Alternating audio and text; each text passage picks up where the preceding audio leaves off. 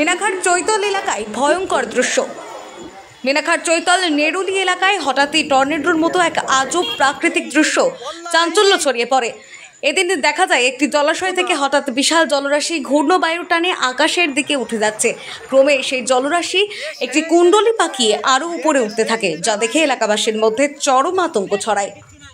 এই দৃশ্য ছিল যেন সিনেমার মতো।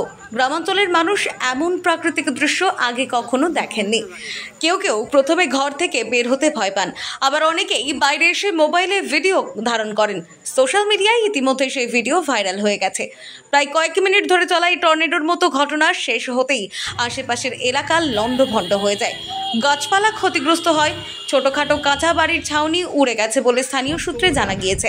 এখনো পর্যন্ত কোনো গুরুতর হতাহতের খবর মেলেনি, তবে বিশেষজ্ঞরা বলছেন এটি একটি জলঘূর্ণি হতে পারে, যা সাধারণত জলের ওপর তৈরি হয় এবং স্থলভাগে আসলে টর্নেডোর রূপ নেয়।